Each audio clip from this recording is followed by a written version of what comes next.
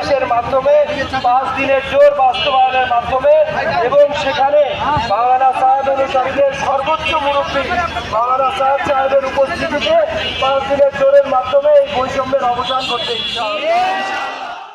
গাজীপুরের টঙ্গী ইজতেমা মাঠে 5 দিনের জোর ইজতেমার অনুমতি এবং এতে ভারতের মাওলানা সাদ কান্থলবির অংশগ্রহণের নিশ্চয়তা দাবিতে অবস্থান ধর্মঘট চলছে। রোববার গাজীপুর মেট্রোপলিটন পুলিশ হেডকোয়ার্টার্সের সামনে সচেতন ছাত্র সমাজ এর ব্যানারে এই অবস্থান ধর্মঘট চলছে। এই বৈষম্য দূর করতে গিয়ে আমাদের সামনে যদি কোনো অপশক্তি এসে দাঁড়ায়, আমরা সেই অপশক্তিকে জুলাইতে যেভাবে রুখে দিয়েছি সামনেও ঠিক সেইভাবেই রুখে দিব। অবস্থান কর্মসূচিতে মাওলানা সাদের অনুসারীদের সঙ্গে স্কুল, কলেজ ও বিশ্ববিদ্যালয়ের শিক্ষার্থীদের দেখা গেছে। তারা বলছেন, ইজতেমা মাঠে 20 ডিসেম্বর থেকে 5 দিনের জোর পালনের নিশ্চয়তা দিতে হবে। সেই সঙ্গে মাওলানা সাদ কান্থলভি যেন এতে নিরাপদে যোগ দিতে পারেন তা নিশ্চিত করতে হবে।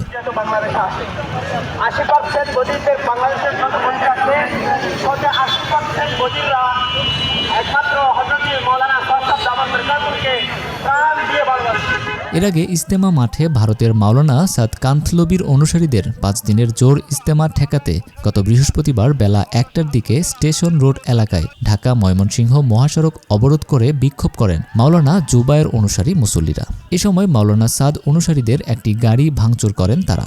এতে আহত হন সাদ অনুসারীদের 2 মুসল্লি। আমাদের হাতে সময় খুব অল্প, এজন্য আমরা আজ সচেতন ছাত্র সমাজ থেকে আপনাদেরকে বলে যে আগামী 16 তারিখ 11:59 পর্যন্ত আপনাদেরকে আলটিমেটাম দিচ্ছি।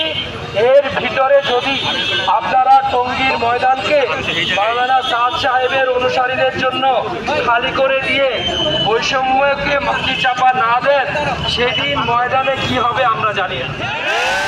পুলিশ ও তাবলিগ জামাত সূত্রে জানা যায়, গত 29 নভেম্বর থেকে 3রা ডিসেম্বর পর্যন্ত টঙ্গীর ইজতেমা মাঠে 5 দিনের জোর ইজতেমা পালন করেন বাংলাদেশি মাওলানা জুবায়েরের অনুসারীরা। তাদের দেখাদেখি ইজতেমা মাঠে 20 ডিসেম্বর থেকে 5 দিনের জোর পালনের ঘোষণা দেন মাওলানা সাদ কান্থলবির অনুসারীরা। কিন্তু মাওলানা জুবায়ের অনুসারীরা মাওলানা সাদ অনুসারীদের ইজতেমার মাঠে জোর পালন করতে দেবেন না, পাশাপাশি সরকার থেকেও অনুমতি নেই। এ নিয়ে কয়েকদিন ধরেই 2 পক্ষের মধ্যে বিরাজ করছে উত্তেজনা। আমরা প্রশাসনকে খুব সতর্ক করে দিচ্ছি, আপনারা যদি আপনাদের দায়িত্ব পালনে ব্যর্থ হন, যদি কোনো অস্থিতিশীল পরিবেশ হয়ে যায়, আমরা বারবার সতর্ক করে জানাচ্ছি, আপনাদেরকে সরকার ক্ষমতা দিয়েছে, আপনাদেরকে সরকার, আমরা বৈষম্য বিরোধী ছাত্র আন্দোলন, আমরা আপনাদেরকে এই জন্য আপনাদের হাতে তুলে দিয়ে যাই যে আপনারা আপনাদের অস্ত্র গুটিয়ে হাতে চুরি করে বসে থাকবেন আর বলবেন আমাদের কি করার।